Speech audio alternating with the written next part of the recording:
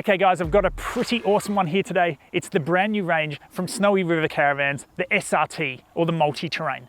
I was super excited when I got contacted by the CEO, Andrew Crank, asking me to take this thing to the Flinders Ranges and test it out. I was so excited, in fact, I said, I'm coming to Melbourne and I'll take the van home from there via the Great Ocean Road with the family to get to know the van before the trip to the Flinders Ranges. Now keep in mind, I've had 2 Snowy River Caravans in the past, and both times I've gone away with the family. We've done about 6 months in the van. So I know these vans extremely well.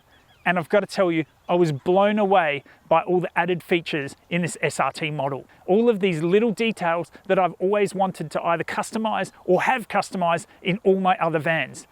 There are small details like the leather seating, leather accents, everything's leather in there, which is so good in the environment of a caravan when you're living in there. You know, it's just across from the kitchen and it's so easy to clean compared to the fabric seats. They've also included black accents on all of the taps and tapware. You can see here, it's really chic, really high end. And just next to that is a filtered tap with, of course, an underbench filter. This is so important. We don't normally even drink the water in our caravan because the water that you collect in the country towns in Australia can be questionable at best. But with a filter tap, I'd be definitely more inclined to. Personally, I'd be adding filters, making like a 2 or 3 stage filter, but with the tap already in the bench, it's just plug and play, so it's ready to go. One of the things I used to change in all my vans was the hose that goes to the shower head. It used to be metallic, it would clunk around and the shower head would end up on the ground. A lot of people travel with their shower heads on the ground. What I always did is replace it with a rubber hose, and then when you put it at the top, you can pinch it in with the rubber hose. It holds so well that there's no need to put it on the ground while you're traveling. It just doesn't fall out. Guess what? They've done that here. They've got a black rubber hose. I know it's a small detail, but these are all things that you change in your caravan once you buy it. Another one that I've always done is put heaps of solar on the roof. They only come with 1 solar panel. Guess what? 3 solar panels on the roof of this caravan. Something like 500 or 600 watts in solar on this caravan. And then to go along with that, you need batteries. This has 2 100 amp hour lithium batteries. Being lithium, they have even deeper depth of discharge. So even at 100 amp hour, they hold considerably more usable power than an AGM 100 amp hour battery. Another detail that I'd actually always seen in the high-end boutique vans was the LED strip lighting under the cabinetry. I actually just thought it was that, nothing more than that, nothing more than cute. But being in it for a week, we realized we much prefer having the strip lighting on for a bit of softer ambient lighting rather than the overhead LEDs which shine in your eyes. Another detail they've changed is the fridge. The old 3-way fridges that were in all of my other caravans, I ended up modifying in some way so I had an alarm just in case something went wrong, because you were changing between 12 volt, 240 volt and gas. Sometimes you'll disconnect from 240 volt, you might even disconnect from your car and not have 12 volt, and then you run out of gas. And that's your entire refrigerator and freezer spoiled. But guess what? This has a compressor refrigerator. Yes, a compressor runs only on 12 volt. So there's no need to change from 240 volt, 12 volt or gas. And it's such a low cycle, it uses such little battery that it can run off of the lithium indefinitely. With the solar that's on the top, the lithium that's down there, you don't even need to connect it. Your refrigerator should run indefinitely, no dramas. There's just no reason this refrigerator will ever have an issue. And when you're going four-wheel driving, reliability is key.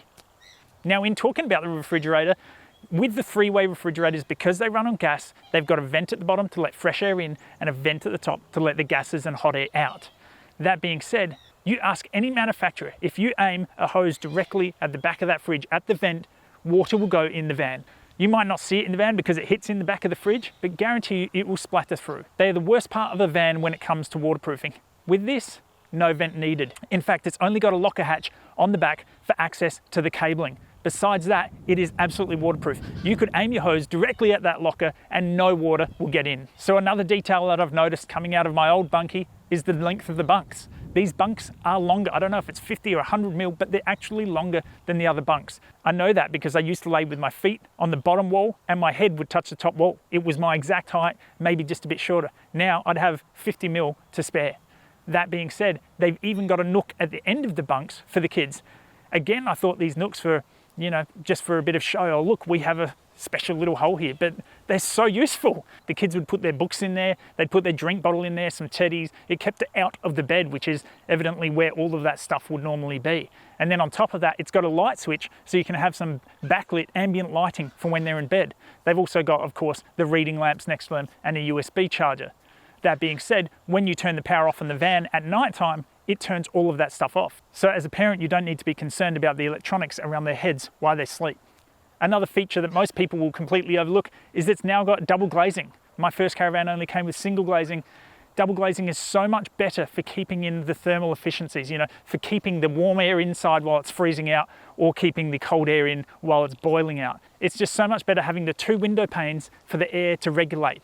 Another thing you get with the SRT model is the Dometic dust reduction system. This works a bit like an air scoop, pushing air in from the top of the van and pushing the air out from every other source. This might not seem like a big deal to you, but personally, from doing months in the caravan, I used to put an old tea towel between the main door and the fly screen just to block the vent in the bottom of the main door, because so much dust would come in that vent.